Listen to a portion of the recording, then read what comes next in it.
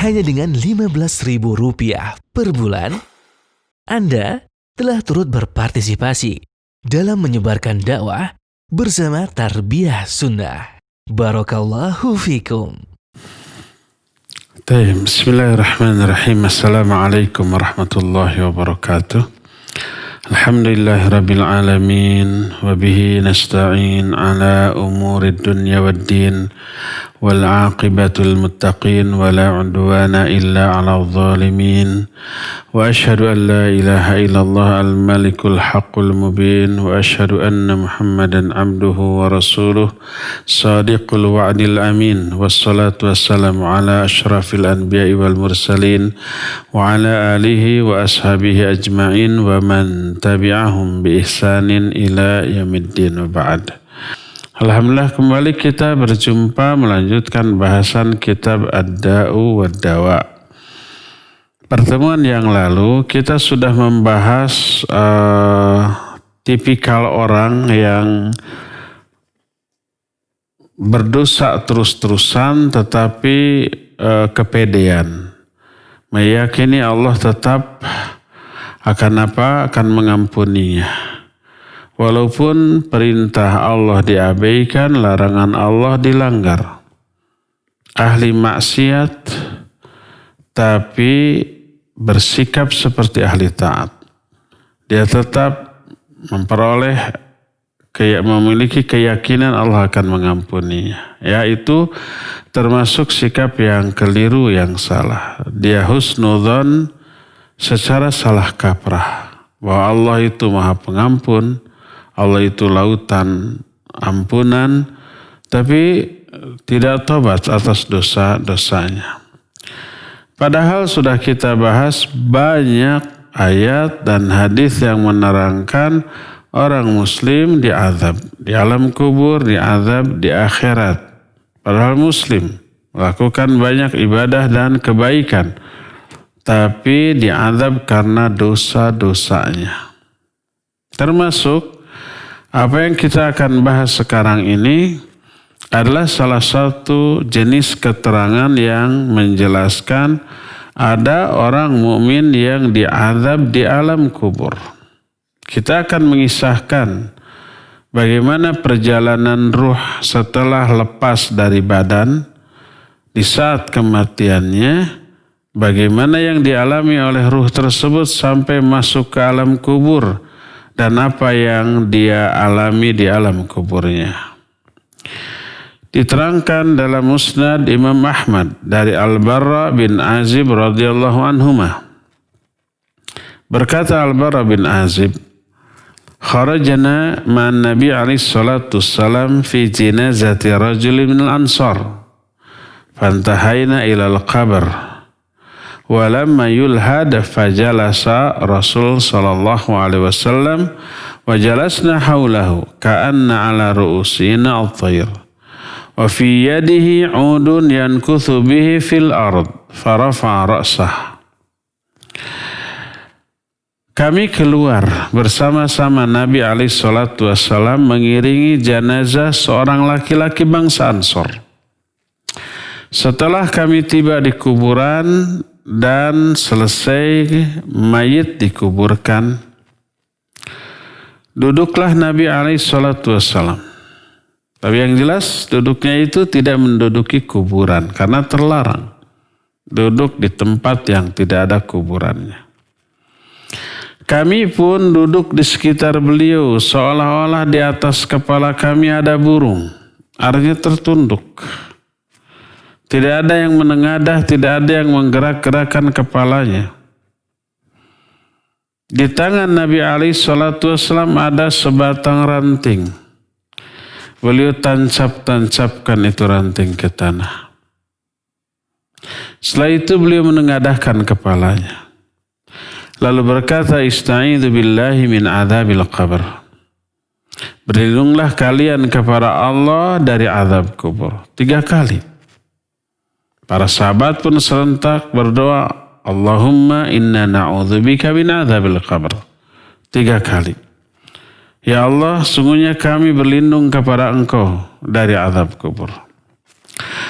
Setelah itu mulailah Nabi SAW menceritakan tentang apa yang dialami oleh ruh ketika akan mati.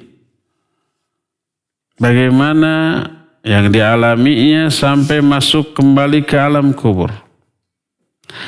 Kata beliau, innal abdal mu'mina idza kana fi inqita'in minad dunya wa iqbalin minal akhirah nazala ilaihi malaikatun minas sama' bayadul wujuh ka'anna wujuhahumus syams ma'hum kafanun min akfanil jannah wa hunutun min hunutil jannah hatta yajlisu minhu muddal basar.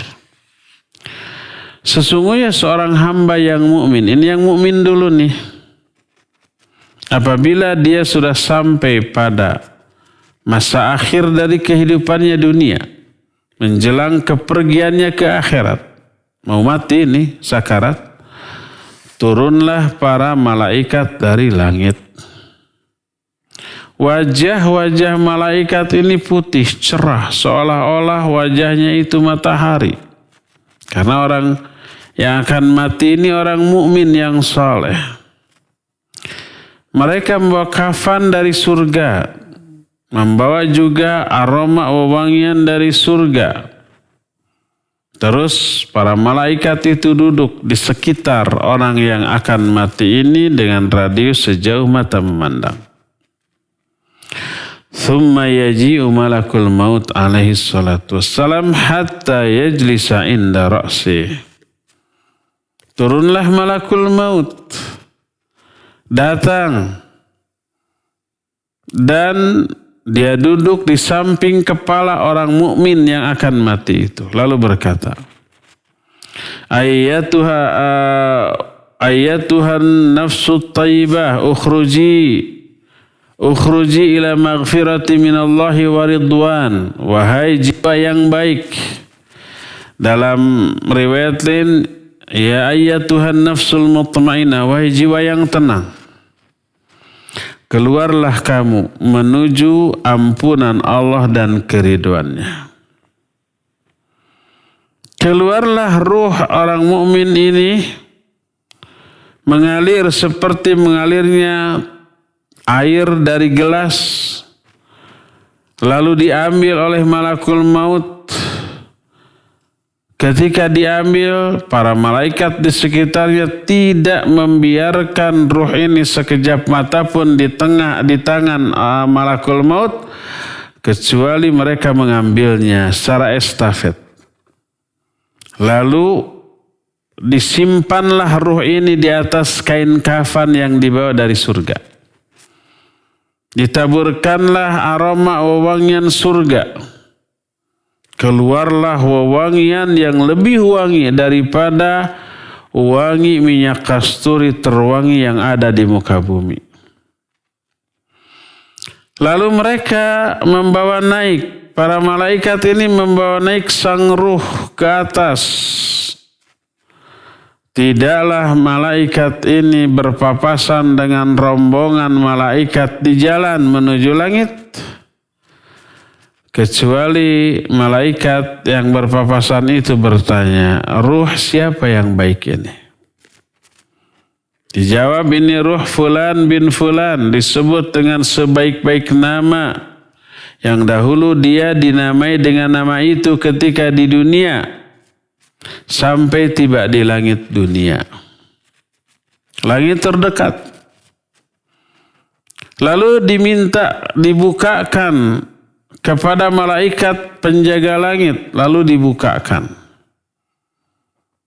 Sampai masuklah ke langit level pertama. Terus dibawa naik lagi ke langit yang kedua. Diminta dibukakan lagi terus sampai ke langit yang ketujuh. Setelah melewati langit yang ketujuh, Allah Azza wa Jalla berfirman, uktubu kitab abdi fi illiyin wa'iduhu ilal arad fa inni minha khalaqtuhum wa fiha u'iduhum wa minha ukhrijuhum taratan ukhra. Catat kitab catatan hambaku ini di illiyin. Setelah itu kembalikan ruh ini ke dalam tanah.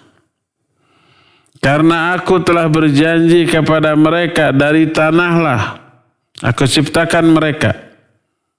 Ke tanah pula aku kembalikan mereka. Dan dari tanah pula aku bangkitkan kembali mereka nanti.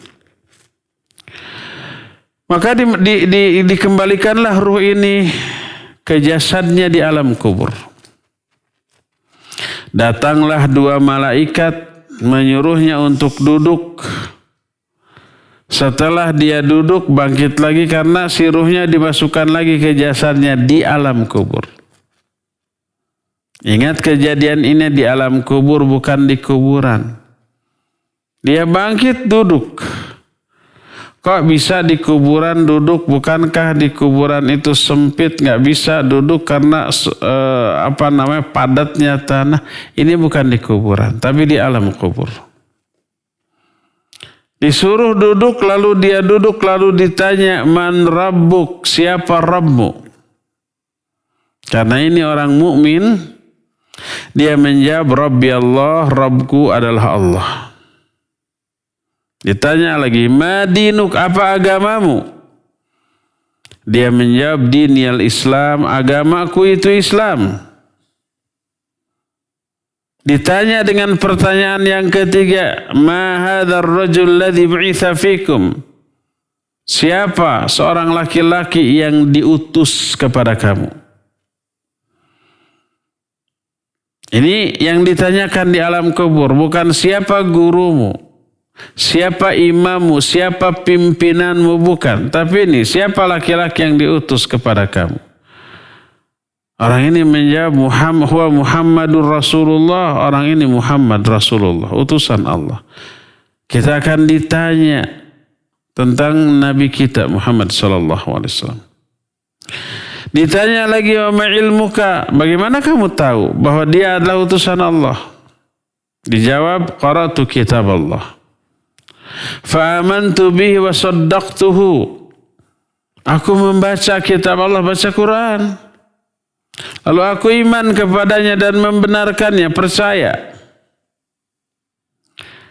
Itu jawaban orang mukmin tersebut.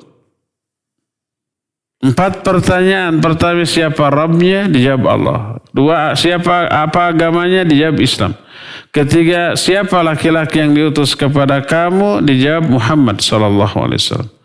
Keempatnya, dari mana kamu tahu ilmu? Melalui kitab Allah. Saya beriman, percaya, membenarkannya. Maka Allah berseru dari langit, an sadaqa abdi fafrishuhu minal jannah wa albisuhu minal jannah wa aftahu lahu baban ilal jannah. Hambaku ini telah benar. Maka hamparkan bagi dia karpet permadani dari surga. Bersihnya, empuknya, wanginya, luar biasa. Berikan bagi dia pakaian dari surga dan bukakan pintu menuju surga. Dibukakan, lalu mengalirlah angin dan aroma wewangian surga, lalu diluaskan di alam kuburnya sejauh mata memandang. Dan inilah yang disebut dengan apa? Nikmat kubur. Wa yati rajulun hasanul wajh wa hasanul thiyab wa taibur rih. Lalu setelah itu datang seseorang. Orang ini wajahnya sangat bagus, elok, menyenangkan yang dilihat, ramah.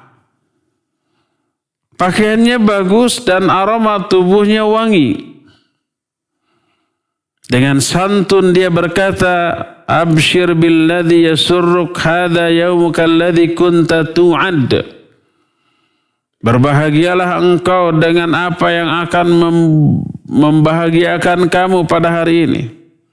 Inilah hari yang telah dijanjikan untukmu. Seorang mukmin ini bertanya, man anta fawajhuka alwajhu alladhi yaji'u bi khair. Kamu ini siapa? Wajahmu adalah wajah yang datang dengan membawa kebaikan, ramah,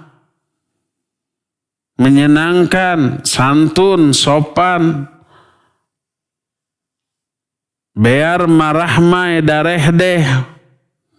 Menyenangkan orang yang dihadapinya. Kamu ini siapa? Dia menjawab, ana amaluka soleh. Aku amal solehmu dulu waktu di dunia. Amal soleh kita menjelma menjadi orang yang bagus. Sebagus amal soleh kita. Kita nanti di alam kubur boleh memilih kawan yang bagaimana yang akan datang kepada kita. Yang soleh, yang baik, yang bagus, yang nyenengin atau yang buruk. Sikapnya buruk, rupanya buruk, baunya. Tinggal pilih. Bisa kita tentukan dari sekarang dengan amal kita. Siapa yang amalnya buruk, orang yang datang adalah orang yang buruk rupa dan buruk juga kelakuannya. Kalau ingin didatangi oleh orang yang baik, hendaklah kita pun berkarakter baik sekarang di dunia. Jadi aku adalah amal solehmu dahulu. Demi Allah aku tidak mengenalmu kecuali ketika di dunia engkau ini orang yang paling bersegera dalam menunaikan ketaatan tapi amat lelet. Banyak pertimbangan ketika akan melakukan kemaksiatan. Fajazakallahu khairan. Maka Allah membalasmu dengan kebaikan di hari ini. Lalu diperlihatkanlah rumah dia di surga nanti. Cuma diperlihatkan. Ada kelihatan istana megah dengan perabotan yang luar biasa mewah, terbuat dari emas dan perak, dengan pelayan-pelayan wildan-wildan yang sangat-sangat menyenangkan, dan tentu saja bidadari-bidadari surga. Diperlihatkan. Maka akhirnya dia sumringah dan ingin segera memasukinya. Tapi tidak bisa memasukinya karena belum kiamat, belum saatnya. Ini kan masih di alam kubur. Lalu dia berdoa, Rabbi aqimis sa'ah, Rabbi aqimis sa'ah, aqimis sa'ah hatta arji'a ila ahli wa mali. Ya Allah, segerakan kiamat. Ya Allah, jadikan kiamat agar aku bisa kembali segera kepada keluargaku dan hartaku. Inilah orang mukmin yang semoga Allah memasukkan kita ke dalam golongan seperti ini. Yang semoga nasib kita di alam kubur kelak seperti nasib orang yang diceritakan ini. Memperoleh nikmat kubur. Inilah perjalanan ruh orang mukmin sejak mulai mati sampai masuk ke alam kubur. Setelah itu Nabi alaihi salatu wasallam bersabda, wa innal abdal kafira idza kana fi inqita'i minad dunya wa iqbali minal akhirah nazala ilaihi malaikatu minas sama. Adapun orang kafir atau orang durhaka, apabila dia sudah berada di penghujung waktu kehidupannya di dunia, menjelang kepergiannya ke akhirat, pas mau sakarat, pas mau mati, turunlah para malaikat dari langit. Wajah mereka itu hitam. Mereka datang dengan membawa al-musuh. Al-musuh itu kain yang kasar dan keras, bikin gatal, bikin sakit, bikin perih. Dari api neraka. Lalu mereka duduk di sekitar orang kafir atau orang fajir yang akan mati ini dengan radius sejauh mata memandang. Lalu turunnya malakul maut dan dia duduk di samping kepala orang kafir yang akan mati ini lalu berkata, ayyatuhan nafsul khabitha ukhruji ila sakhati minallahi wa ghadab. Wahai jiwa yang buruk, keluarlah kamu menuju murka Allah dan kemarahannya. Maka disebutkan fataghraqu fi jasadih. Dia ini tersendat, bertahan di dalam jasadnya, tidak mau keluar. fantazi'uha kama yunza'us safud minas sufil mubtal. Maka dicabutlah ruh orang yang kafir ini oleh malakul maut seperti dicabutnya safud dari kain wol yang basah. Safud itu satu batang besi yang ada cabang-cabangnya. Begitu diangkat, maka nyangkutlah cabang-cabangnya itu ke serat-serat kain wol yang basah tadi. Maka ditariklah secara paksa sampai putus urat-urat dan syaraf-syaraf orang tersebut.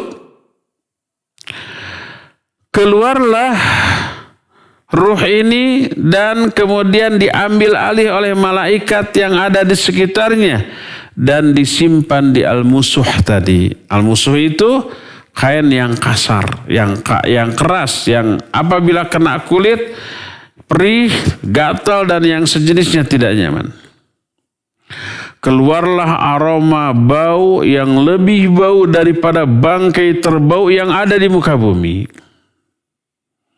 Kebayang, kalau kita bisa mencium, bisa muntah kita. Dibawalah naik ruh ini oleh malaikat. Tidaklah mereka berpapasan dengan kelompok malaikat di jalan, kecuali para malaikat yang berpapasan itu bertanya, ruh siapa yang busuk ini? Dijawab, ini ruh fulan bin fulan. Disebut seburuk-buruk nama yang dahulu dia diberi nama atau disebut dengan panggilan itu ketika di dunia. Sampai ke langit dunia. Langit terdekat, minta dibukakan tapi tidak dibukakan. Nggak mau tuh terkontaminasi suasana, kondisi, aroma di langit oleh ruh yang busuk ini. Tidak dibukakan pintu langit. Dicampakkanlah oleh malaikat, para malaikat dari langit ini ke bawah. Lalu Nabi SAW baca Al-Quran dalam ayat ke-40 dari surah Al-A'raf. Allah berfirman, la tufattahu lahum abwabus sama wa la yadkhuluna al-jannata hatta yalijal jamalu fis samil khiyat. Tidak akan dibukakan bagi mereka pintu-pintu langit dan mereka tidak akan bisa masuk surga sampai ada anak unta yang bisa masuk ke lubang jarum. Alias mustahil kan ya? Ada nggak anak unta yang masuk ke lubang jarum? Jangankan anak unta, telunjuk kita nggak bisa masuk lubang jarum. Padahal jauh lebih kecil, apalagi unta. Alias mustahil. Semustahil itu mereka masuk ke dalam surga. Juga Nabi SAW lalu membaca Al-Quran di dalam surah Al-Hajj ayat yang ke-21, wa may yusyrik billah fakannama kharra minas sama' fatakhtafuhu at-tayru aw tahwi bihi ar-rihu fi makanin sahiq. Siapa orang yang musyrik kepada Allah, menyekutukan Allah, menduakan Allah dalam hal ibadah, seolah-olah dia itu terjun dari langit, tersungkur, jatuh dari langit lalu disambar oleh burung-burung atau dibawa oleh tiupan angin ke tempat yang sangat jauh. Itulah nasib orang kafir. Jadi di atas langit dicampakkan, disambar oleh burung, dibawa oleh angin ke tempat yang jauh, tapi akhirnya masuk, dikembalikan juga ke dalam jasadnya di alam kubur. Ini orang kafir nih. Setelah itu datanglah dua malaikat dan menyuruhnya duduk. Lalu ditanya, man rabbuk, siapa Rabbmu? Ini orang kafir, ini orang durhaka nih. Dia menjawab, ha la adri, apa ha, aku nggak tahu. Bingung dia. Ditanya siapa Rabbmu, bingung, nggak bisa jawab. Lalu ditanya lagi, madinuk, apa agamamu? Dia menjawab, ha la adri, aku tidak tahu. Ditanya lagi, ma hadzal rajul ladzi bu'itsa fikum, bagaimana pendapat tentang seorang laki-laki yang diutus kepada kamu? Dia menjawab, la adri, aku tidak tahu. Maka ada seruan dari langit yang menyatakan, an kadzaba 'abdi fafrishuhu minan nar wa albisu minan nar wa aftahu lahu baban ilan nar. Hambaku ini telah berdusta. Hamparkan karpet bagi dia dari api neraka. Berikan pakaian dari api neraka dan bukakan pintu menuju neraka. Dibukakan. Bertiuplah angin neraka. Panasnya, baunya, segala macam penderitaan itu tidak bisa dibayangkan. Lalu dihimpit tubuhnya di kuburannya oleh tanah-tanah sekitar sampai remuk tulang belulangnya, rusuk-rusuknya. Itu azab. Begitu dibuka pintu neraka, na'udzubillah. Panasnya enggak ketulungan. Coba orang-orang yang ada di daerah panas seperti mungkin di Jakarta, di Cirebon, di Surabaya, di Gresik, pokoknya yang pinggir pantai udaranya panas. Gimana tuh rasanya? Begitu pintu dibuka, angin bertiup seperti tiupan angin dari oven gitu ya. Panasnya nggak kebayang. Ini dari neraka jauh lebih dahsyat daripada itu. Lalu datanglah seseorang yang buruk wajahnya, buruk juga pakaiannya, dan bau badannya menyengat. Nggak kuat kita. Sikapnya juga nyebelin. Dia berkata, abshir billadhi yasu'uk, hadha yawmuka alladhi kunta tu'ad. Ini mungkin ironi atau sarkasme atau sinisme atau yang sejenis itu. Bergembiralah engkau dengan apa-apa yang membuat kamu menderita nih sekarang. Siap-siap menderita loh. Selamat ya. Mengucapkan selamat tapi kepada penderitaan. Inilah hari yang telah Allah janjikan untukmu. Orang kafir yang ditanya seperti itu balik bertanya, man anta? Fawajhuka alwajhul ladzi yati bisyarr. Kamu ini siapa? Wajahmu itu wajah yang datang dengan membawa keburukan. Maka dijawab, ana amalukal khabith, aku adalah amalmu yang busuk. Makanya menjelma menjadi orang busuk. Demi Allah, aku tidak mengenal kamu ketika kamu di dunia. Kecuali kamu ini orang yang sangat bersegera dalam melakukan kemaksiatan, tapi lelet ketika diajak melakukan ketaatan. Diajak sholat, diajak baca Quran, diajak ngaji. Banyak alasan, beribu alasan. Tapi diajak maksiat, dia segera bersemangat.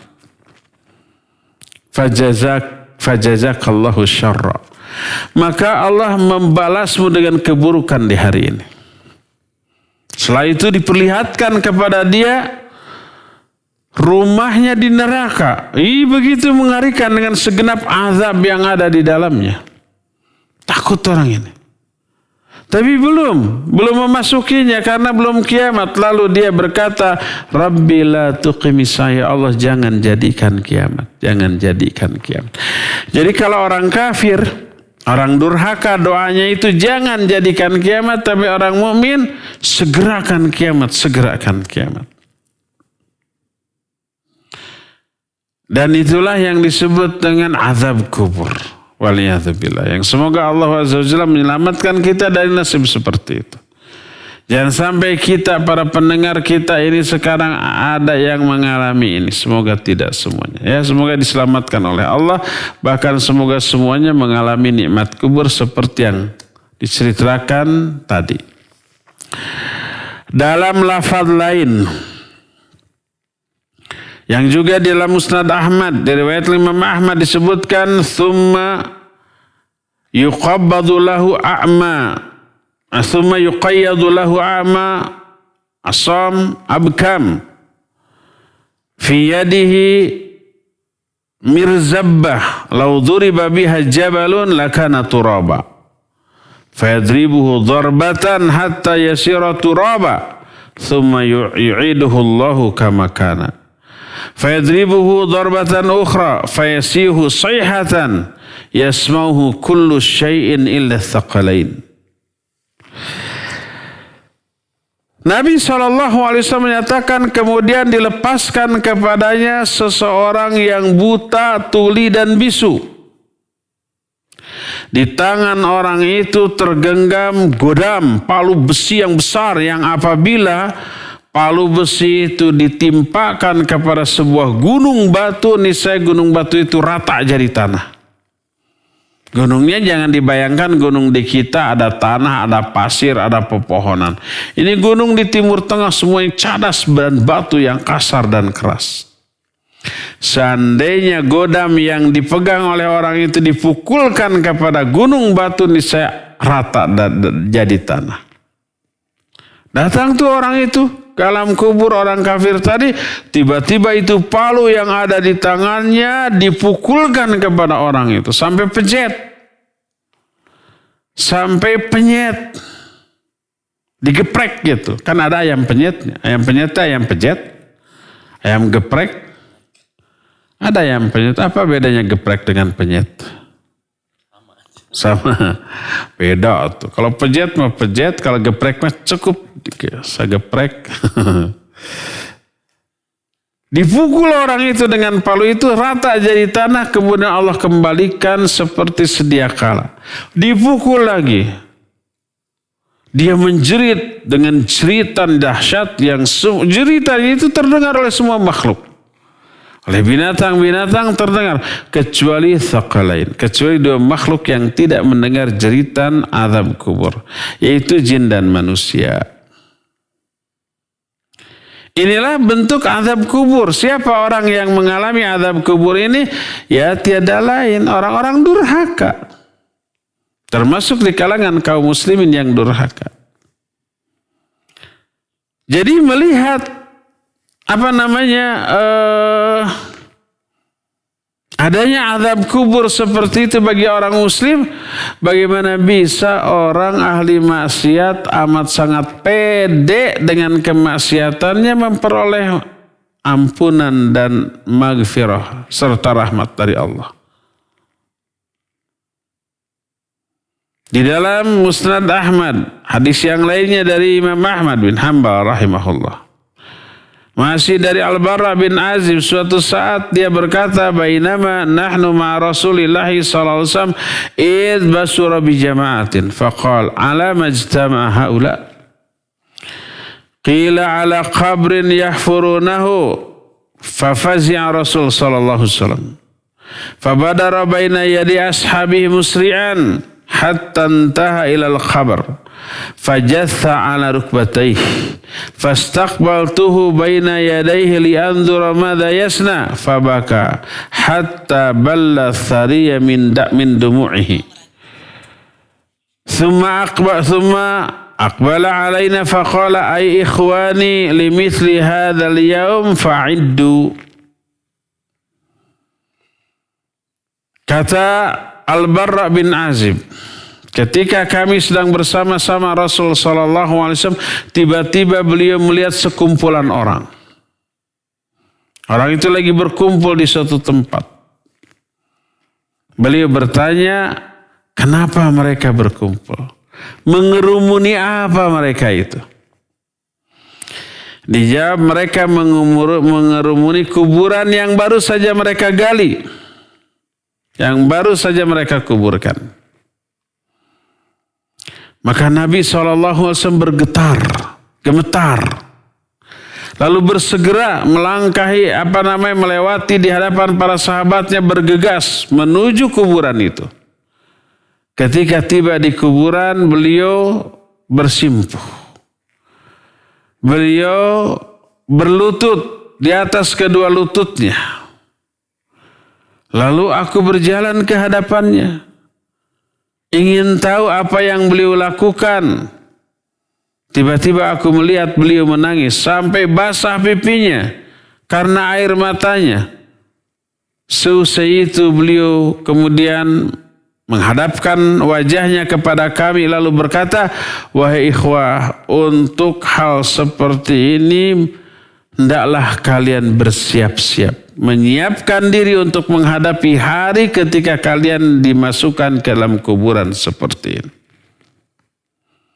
Lihat, bersiapnya itu dengan ibadah dan amal soleh. Karena hanya itu yang bisa menyelamatkan kita dari azab kubur sekaligus azab neraka.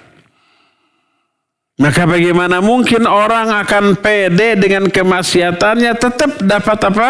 Dapat ampunan dan rahmat, padahal banyak keterangan yang menyatakan adanya orang-orang muslim yang diazab di alam kubur. Masih dalam Musnad Ahmad dari Buraidah radhiyallahu an, berkata Buraidah, kharaja ilaina Rasulullah sallallahu alaihi wasallam yauman fanada thalatha marrat. Suatu saat Nabi SAW keluar menemui kami lalu berseru 3 kali. Apa yang beliau serukan?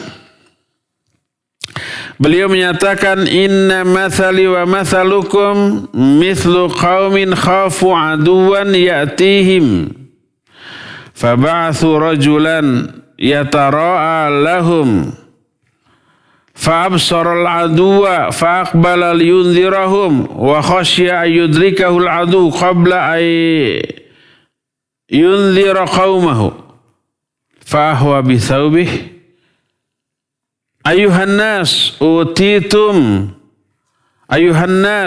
utitum thalatha marrat. Kata Nabi alaihi salatu wasallam, wahai manusia, tahu enggak kalian perumpamaan antara aku dengan kalian? Maka para sahabat menjawab, Allah dan Rasulnya yang lebih tahu.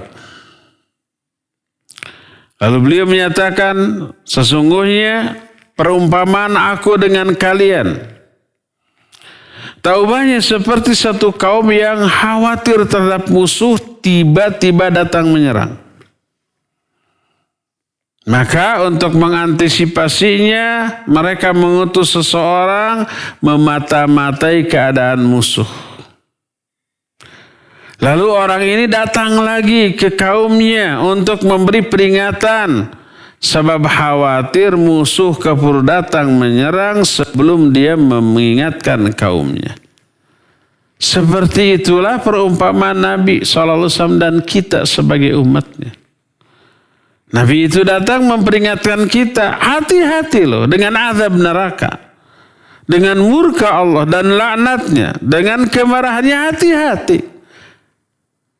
Dengan cara apa agar bisa selamat? Iman dan amal soleh. Khawatir, Nabi khawatir kaumnya keburu meninggal sebelum peringatan beliau sampai, dakwah beliau sampai kepada manusia. Dan ini menunjukkan apa? Ada umatnya yang mungkin terkena dengan azab. Maka jangan sampai kita ini terlalu percaya diri memperoleh ampunan dan rahmat padahal kita banyak dosa dan tidak tobat dari dosa itu. Sebab banyak keterangan umatnya terazab karena dosa-dosanya. Dalam Sahih Muslim, sebuah hadis dari Jabir radhiyallahu an, dia berkata bahwa Rasul sallallahu alaihi wasallam bersabda, kullu muskirin haramun wa inna 'ala Allahi ahdan liman syaribal muskira ay yasqiyahu min tinatil khabal. Qala wa ma tinatul khabal? Qal araqu ahli nar au usaratu ahli nar. Kata Nabi SAW, semua yang memabukkan itu haram. Apapun bentuknya. Baik cairan seperti minuman-minuman keras. Atau gas seperti ganja yang dihirup asapnya. Atau dalam bentuk bubuk seperti heroin. Kalau sabu apanya? Dimakan apa dihisap? Dihisap ya. Apa atau bentuk padat, pil ditelan. Lalu bikin teler. Seperti apa contohnya? Pil koplo gitu ya katanya. Pil ekstasi. dan seterusnya. Pokoknya itu muskir, membuat mabuk. Yang dimaksud mabuk adalah bukan enak, bukan mual seperti kalau kita naik kendaraan terus mabuk kendaraan, bukan. Tapi hilangnya kontrol akal pada tindakan dan ucapan dia. Yang mabuk itu akalnya nggak berfungsi, ngomongnya asal-asalan, perilakunya kayak orang gila, kan gitu ya. Bahkan orang gila juga nggak gitu-gitu amat. Nyetir sambil mabuk, nabrak ke rumah orang. Ditegur, kenapa kamu tabrak? Garasi saya, padahal rumah orang. Maka semua yang memabukkan haram. Dan sesungguhnya Allah memiliki janji kepada siapa saja orang yang meminum minuman yang memabukkan. Nanti orang itu oleh Allah akan diberikan minum dari tinatil khabal. Nih minum tinatil khabal di akhirat nanti. Para sahabat nggak tahu apa itu tinatul khabal. Lalu bertanya, apa tinatul khabal itu ya Rasulullah? Dijawab, keringatnya ahli neraka atau asirnya ahli neraka, jusnya ahli neraka. Orang ahli neraka keringetan, cairan, nah itu tinatul khabal. Kebayang ya, jangan dibayangkan lah. Mual kita. Atau asirnya asaratu ahli nar, perasan ahli neraka, jus ahli neraka. Tahu nggak jus bahasa Arabnya apa? Asir. Apa itu asir? Ya buah-buahan diperes gitu ya, airnya aja, jeruk ke ya, melon ke ya, stroberi ke, diperes hanya air aja, kemudian itu asir, perasan buah-buahan. Ini asirnya ahli neraka diperes, disiksa, diadab, itu pasti melahirkan cairan-cairan ya. Nah itu asirnya, itu tinatul khabal, itu akan diminumkan, dicekokkan kepada umatnya yang mengecap minuman keras, yang pernah meneguk minuman keras, dan dia tidak tobat dari hal itu. Ini menunjukkan adanya apa? Azab apa? Di alam kubur dan di akhirat bagi umat Islam yang melakukan dosa-dosa tertentu. Mengetahui adanya azab seperti ini, bagaimana mungkin orang bisa pede dengan kemaksiatannya bahwa dia akan tetap dapat ampunan dari Allah Azza wa Jalla.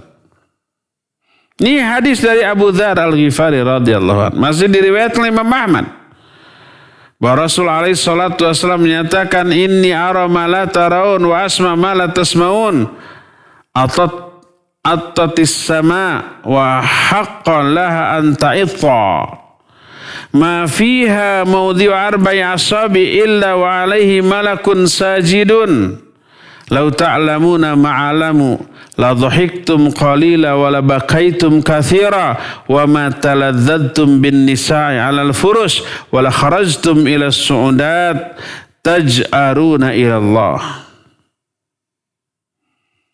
Kata Nabi SAW, sesungguhnya aku bisa melihat apa yang tidak kalian lihat. Aku mendengar apa yang tidak kalian dengar.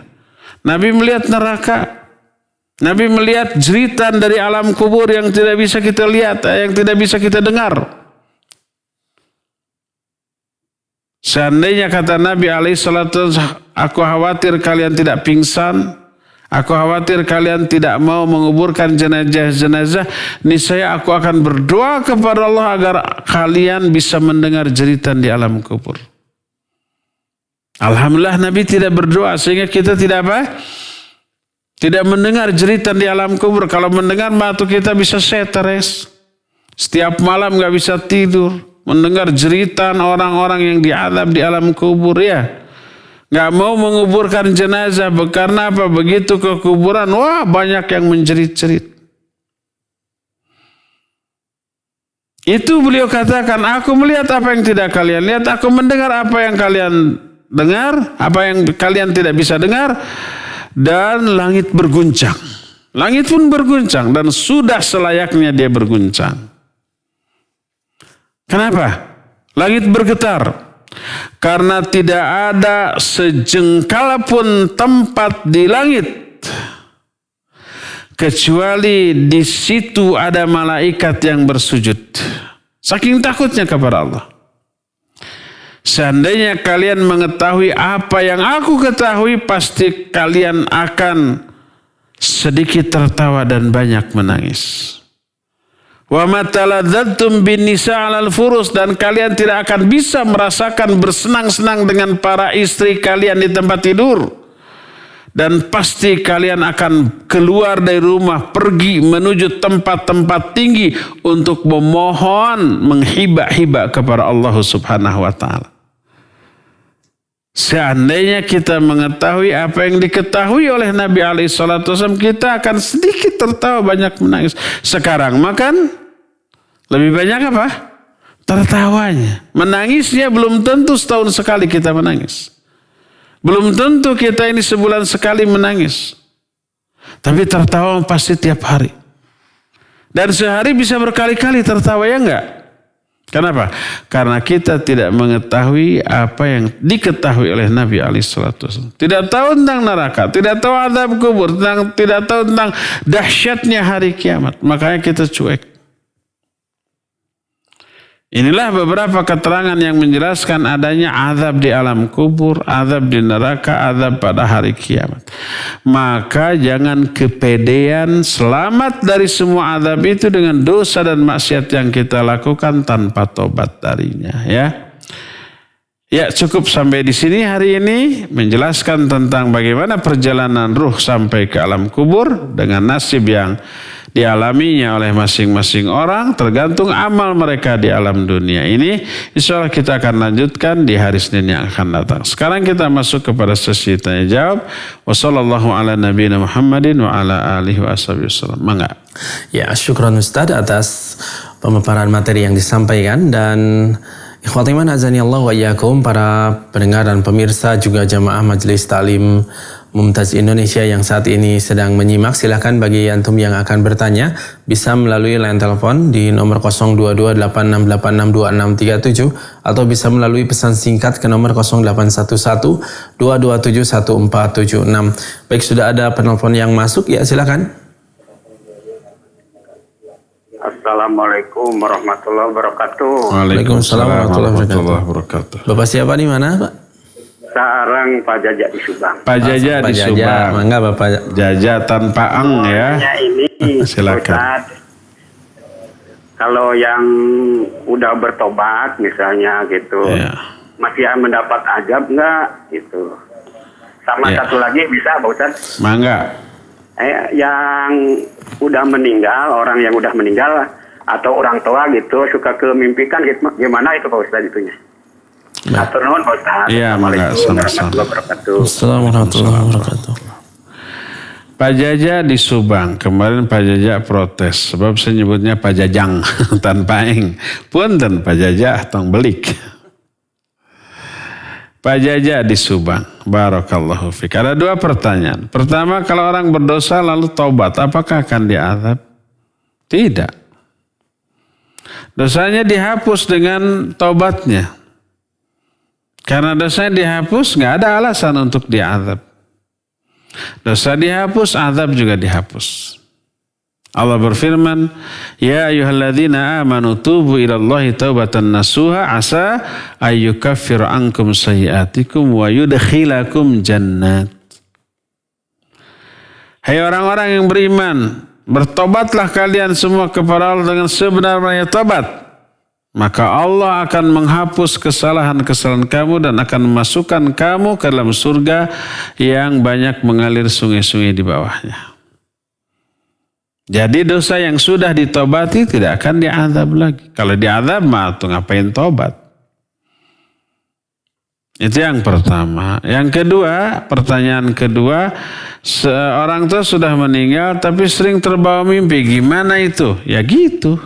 Gimana apanya? Ya gitu. Apa yang harus kita lakukan? Yang harus kita lakukan begitu kita ingat kepada orang tua yang sudah meninggal.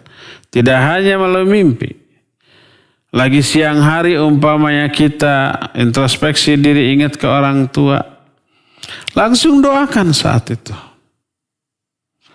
Mimpi ataupun tidak berjumpa orang tua. Apalagi kalau umpamanya kita mimpi berjumpa orang tua yang sudah meninggal. Begitu bangun ingat ke orang tua, langsung doakan.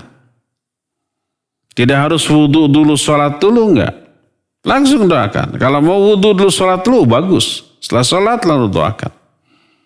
Baca tuh doa waktu sholat jenazah, tapi untuk orang tua. Kalau orang tuanya dua-duanya sudah meninggal, Allahumma gfir li walidayya warhamhuma wa'afihima wa'fu anhuma wa akrim nuzulahuma wasi madkhalahuma wagsilhuma bil ma'i wa thalji wal barad wa naqqihi minal khataya kama yunaqqa thawbul abyadu minad, sampai akhirnya. Itu doa terbaik untuk orang tua. Sesering mungkin. Baik mimpi berjumpa orang tua ataupun tidak. Jangan sampai karena tidak mimpi nggak ingat sama orang tua, nggak mendoakannya. Jangan, keliru kita ya. Tetap berbuat baik ke orang tua, berlangsung terus seumur hidup kita walaupun orang tua kita sudah meninggal. Salah satu caranya adalah mendoakan mereka yang sudah meninggal ya. Demikian Pak Jaja, wallahu a'lam bishawab. Silakan lagi. Ya, syukran Ustaz atas jawabannya. Kita beralih ke penelpon selanjutnya yang sudah masuk. Ya, silakan. Assalamualaikum. Waalaikumsalam warahmatullahi wabarakatuh. Dengan Ibu siapa di mana? Bu Yati Melongri. Ibu Yati. Silakan Bu Yati, pertanyaannya. Ustaz, kalau kita mendoakan saudara-saudara kita yang lagi terzalimi di daerah mana, terus kepada para ustaz, kepada semuanya aja gitu ya, apakah harus satu persatu atau hukum semuanya Ustaz kalau kita mendoakan ikhwan akhwat gitu Ustaz? Gitu aja Ustaz. Jazakumullah khairan. Assalamualaikum warahmatullahi wabarakatuh. Ya, wa jazakillahu khairan. Waalaikumsalam warahmatullahi wabarakatuh. Ya, Ibu Yati di Melong Green. Barakallahu fiik. Kalau kita mau mendoakan orang lain, guru-guru kita, kawan-kawan kita, apakah general gitu, menyeluruh, umum, ataukah perlu disebut satu-satu? Boleh dua-duanya, Bu. Boleh juga disebut secara ya Allah, ampuni dosa-dosa ustadz-ustadz saya semuanya. Sehatkan mereka, lindungi mereka dari usaha-usaha orang yang akan mencelakainya. Tadi pagi kita mendengar gitu ya, kemarin sore kejadian salah satu ustadz ada yang nusuk gitu. Yang semoga Allah menyelamatkannya, memeliharanya. Ustadz siapa saja, kita doakan. Dari upaya orang-orang yang akan mencelakainya.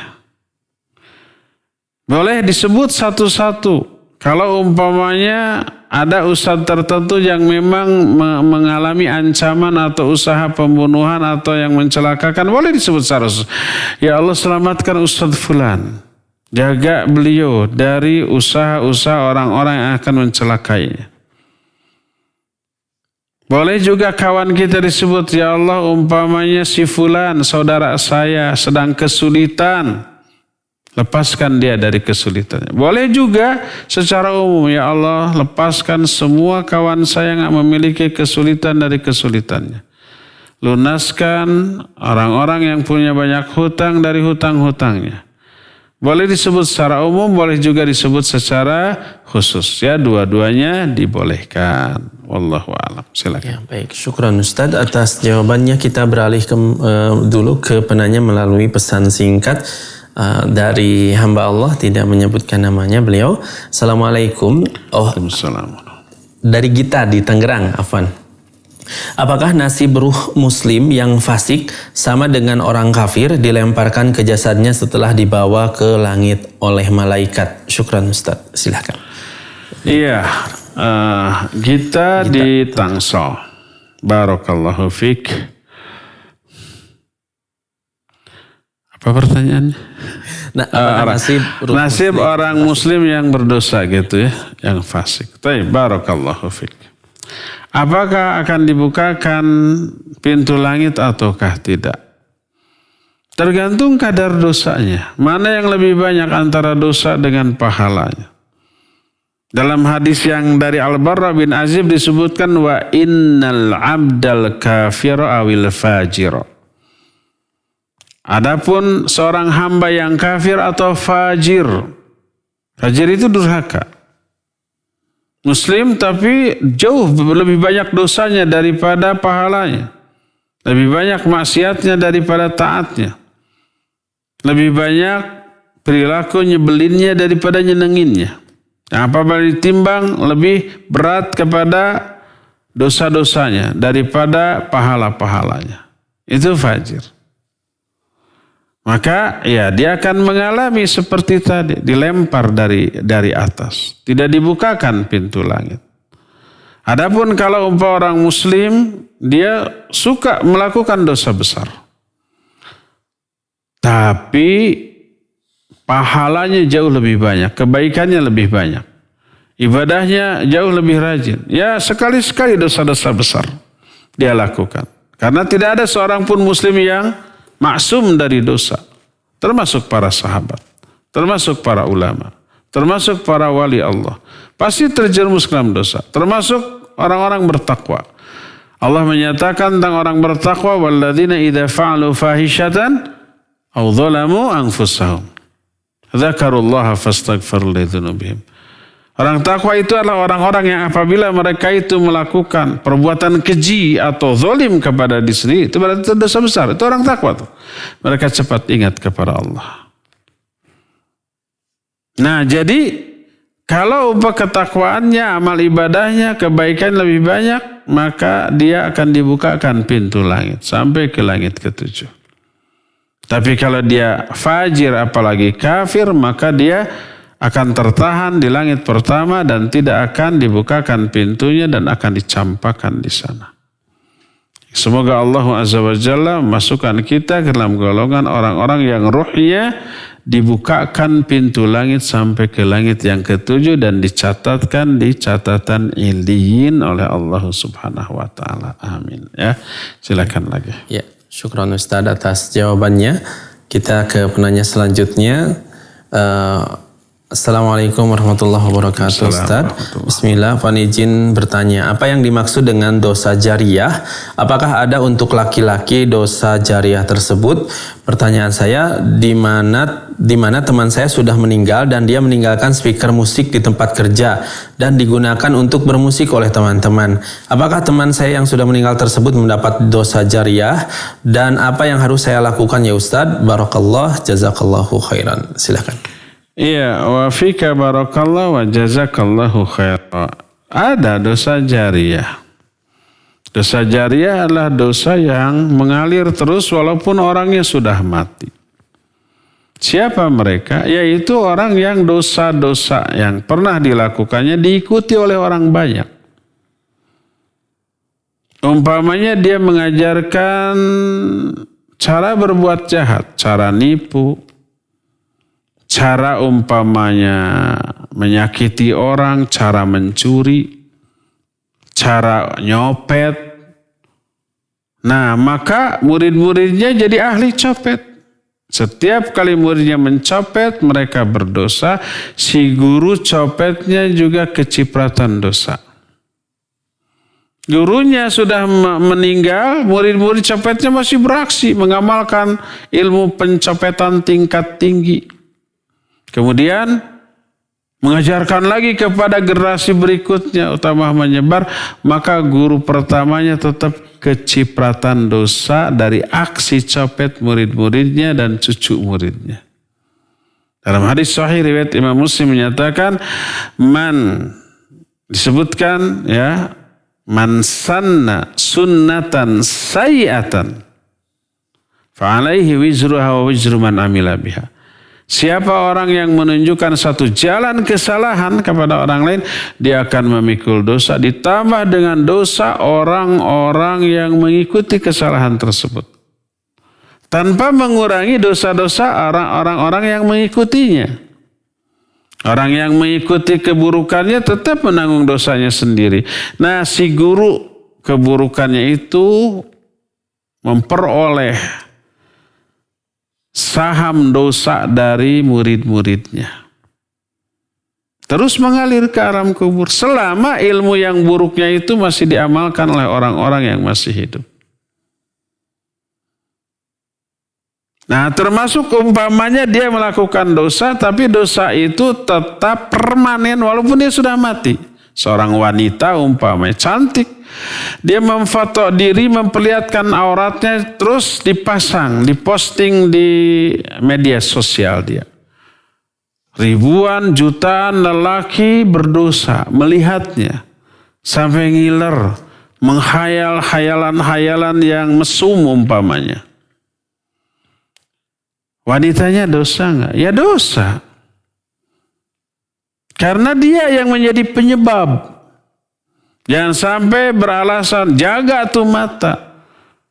Si laki-laki ngomong jaga tuh aurat, nah kelihatan tuh gitu ya.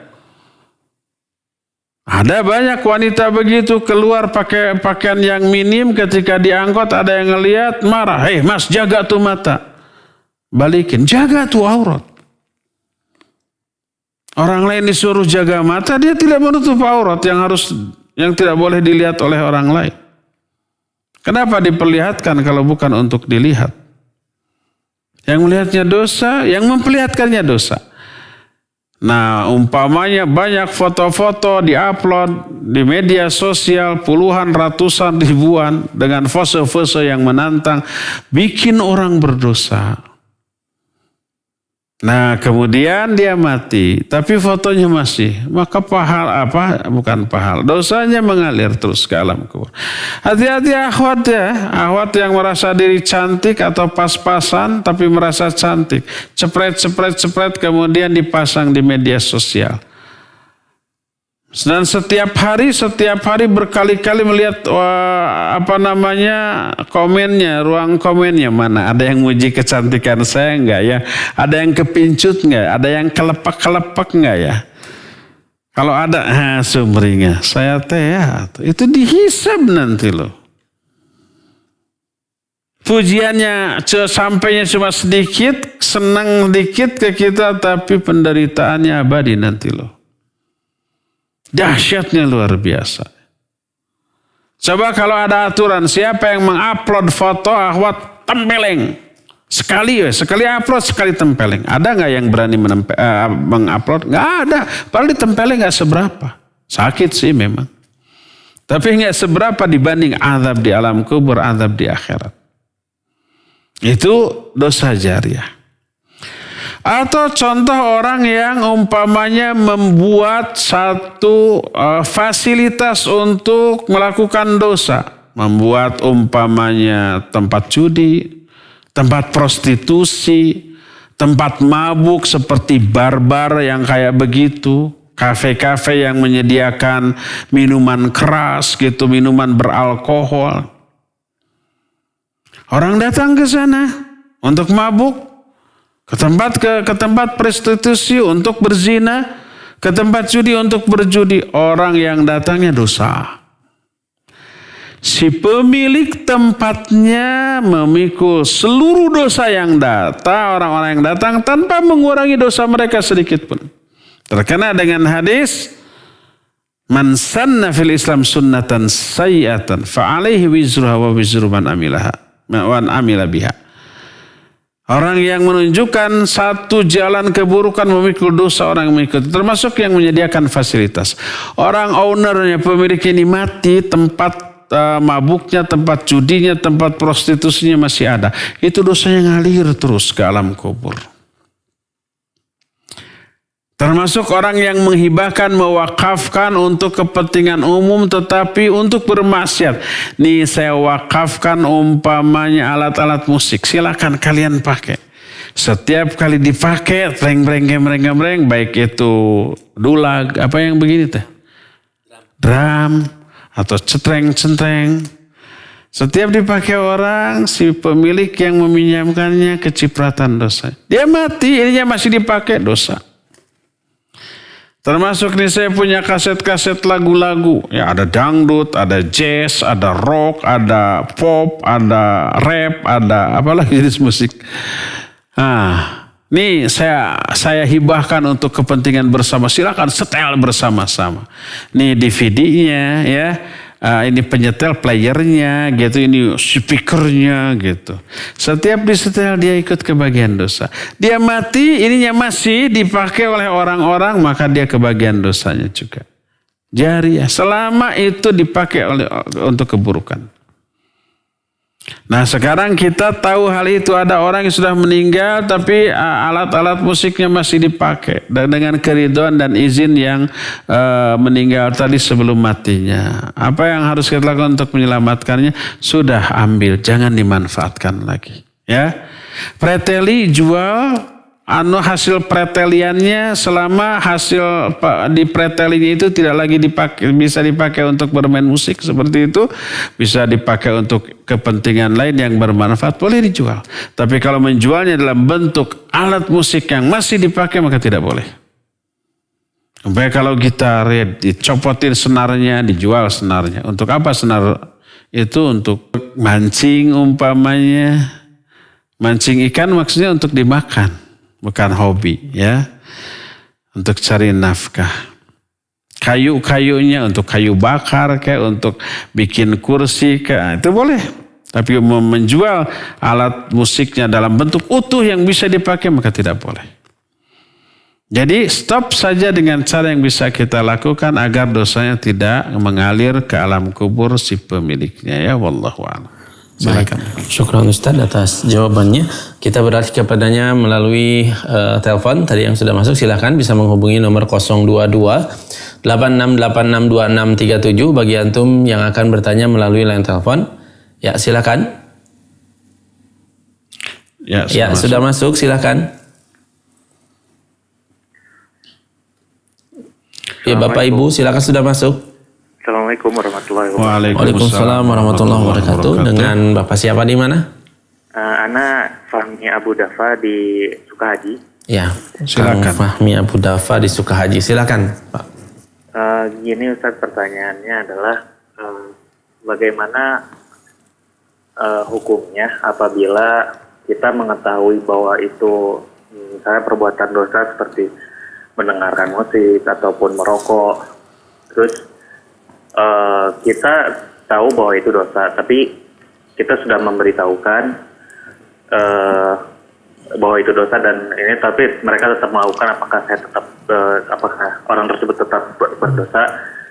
Terus satu lagi, kalau misalnya orang ini tahu bahwa itu dosa, tapi dia tidak memberitahukan ataupun malah mengiyakan aja karena takut dengan orang tersebut gitu. Dengan misalnya ada ucapan ulang tahun, dia tetap mengucapkan ulang tahun karena takut kalau misalnya nggak mengucapkan ulang tahun ke orang tersebut berdosa gitu Ustaz. Nah itu bagaimana Ustaz hukumnya bagi orang tersebut? Baik. Gitu saja pertanyaannya Ustaz. Barakallahu fiikum. Assalamualaikum warahmatullahi wabarakatuh. Waalaikumsalam warahmatullahi wabarakatuh. Yahdikumullah. Siapa tadi? Abu Dafa? Abu Dafa di Sukahaji. Di Sukahaji. Barakallahu fiik. Kalau ada orang yang melakukan dosa, kita tahu itu dosa, maka ya wajib diingatkan, diberitahu dengan sebaik-baik cara, dengan cara yang hikmah dan ilmiah, penjelasan yang ilmiah. Kenapa itu dosa? Lakukan, berikan penjelasan yang ilmiah secara bijak. Tanpa menyudutkan, tanpa ada celaan, tanpa ada hal yang memojokkan dia ya, agar dia tidak tersinggung. Nah, sekarang kalau sudah diingatkan tapi dia ngeyel, ya itu urusan dia, tanggung jawab dia kepada Allah. Yang penting kita menyampaikan, mau diterima atau tidak. Wa ma ala rasulina illal balaghul mubin. Tidak ada kewajiban atas Rasul kami kecuali hanya menyampaikan. Tidak bisa memaksa ya. Kalau sudah tersampaikan maka tertunaikan kewajiban kita. Selanjutnya urusan dia dengan Allah Subhanahu wa taala. Nah, sekarang bagaimana kalau tahu itu dosa tapi kita enggak berani? Karena tahu karakter orang ini. Kalau ditegur bukannya nerima malah ngamuk. Melahirkan kemungkaran yang lebih besar. Ya. Maka kalau diyakini berdasarkan pengalaman, berdasarkan yang pernah terjadi ketika orang itu ditegur sebaik mungkin pun malah ngamuk-ngamuk, maka biarkan saja. Karena akan melahirkan kemungkaran yang lebih besar. Kalau seseorang merokok, lalu kita umpamanya tegur, "Mas, mohon rokoknya secara syar'i itu haram." Dia langsung menyengaja mengambil minuman keras lalu dia minum. Melahirkan kemungkaran yang lebih besar. Maka biarkan. Bukan karena setuju tapi untuk mencegah dari perbuatan mungkar yang jauh lebih besar. Pernah Syekhul Islam Ibn Taimiyah rahimahullah dengan muridnya di antara Imam Ibnu Qayyim rahimahullah sedang berjalan tiba-tiba berjumpa dengan rombongan bangsa Tartar yang sedang mabuk. Oleh Syekhul Islam dibiarkan. Kata muridnya, "Wahai Imam, tidakkah kita cegah mereka dari mabuknya?" Kata beliau, "Da'uhum." Biarkan mereka. Mabuk mereka lebih baik. Karena kalau tidak mabuk, mereka berhenti dari mabuk tapi melakukan kejahatan lain yang lebih besar. Bisa merampas, merampok, memperkosa, membunuh, dan seterusnya. Mabuk mereka lebih baik daripada sadarnya. Maka biarkan. Oleh karena itulah kalau kita meyakini seorang yang melakukan kesalahan dan kalau kita tegur melahirkan kemadaratan yang lebih besar, maka membiarkannya lebih selamat. Bukan karena setuju dengan kemungkarannya, tapi untuk mencegah perbuatan mungkar yang lebih besar. Ya, wallahu a'lam bishawab. Terakhir ya. Baik, syukur Ustaz atas jawabannya. Dan terakhir kita beralih ke penanya melalui pesan singkat Ustaz dari Umu Muhammad. Assalamualaikum Ustaz, apakah orang yang meninggal karena COVID dipahalai syahid? Bagaimana apabila matinya itu karena lalai terhadap protokol kesehatan yang sudah ditentukan oleh pemerintah Ustaz? Silakan. Iya, barakallahu fiik. Benarkah kalau orang terkena COVID itu syahid? Ya. Iya, ada nas hadis yang menyatakan orang yang mati dalam keadaan atau karena terkena wabah itu dihitung sebagai seorang yang syahid. Seperti orang yang terkena penyakit taun. Taun itu syahadah atau syahid bagi umatku. Ya. Nah, adapun kalau diikhtiarkan, dia menyengaja atau lalai dari keharusan untuk menghindarinya, menjaga. Di mana ada taun, saya datang. Agar terkena taun kemudian saya terhitung mati syahid, maka tidak boleh. Karena mukhalafah atau bertolak belakang dengan sabda atau perintah Rasul sallallahu alaihi wasallam. Firra minal mazdum, firaraka minal asad. Larilah kamu dari orang yang terkena wabah. Seperti larinya kamu dari singa, dari menghindarkan singa, ya lari. Itu diperintahkan untuk menghindari, malah disamperin. Maka terkena dengan ayat wala tulqu bi aidikum ila tahlukah. Janganlah kamu jermuskan diri kamu ke dalam kebinasan. Tahu ada singa, kok disamperin, ya diterkam. Tahu di sana ada wabah, ya disamperin atau terkena wabah. Tahu sekarang corona itu sedang menjalar, tidak jaga jarak. Tidak memakai masker, tidak memakai hand sanitizer. Salat juga rapat hanya karena beralasan sunnah Nabi. Ikut sunnah Nabi itu ikut fatwa para masyayikh. Padahal sunnah Nabi merapatkan itu dalam kondisi normal. Para masyayikh tahu nggak hadis itu? Ya lebih tahu, hafal dengan sanad-sanadnya. Tapi mereka memfatwakan boleh jaga jarak. Karena adanya uzur. Ya. Dan itu usaha. Usaha yang diharuskan mengamalkan ayat.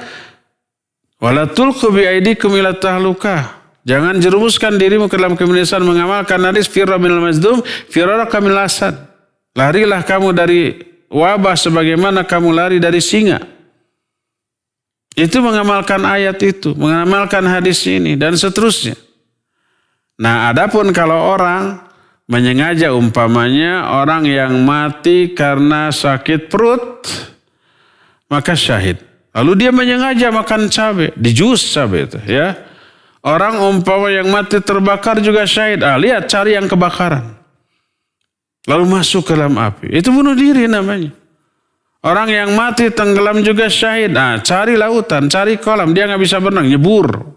Kelap mati syahid. Enggak, itu bunuh diri namanya. Jadi wajib ada ikhtiar untuk menjauhinya. Ya. Adapun orang sudah berupaya maksimal. Berdoa kepada Allah sudah. Ya. Kemudian dia menerapkan protokoler kesehatan yang ketat. Tapi qadarullah wa masya'afa'al. Terkena juga, ya inilah yang dimaksud bahwa orang yang kena wabah ini mati syahid. Ya, wallahu a'lam bishawab. Cukup sampai sini. Insyaallah kita akan berjumpa kembali Senin yang akan datang. Subhanakallahum bihamdik asyhadu an la ilaha illa anta astaghfiruka wa atubu ilaik. Walhamdulillahirabbil alamin. Wassalamualaikum warahmatullahi wabarakatuh.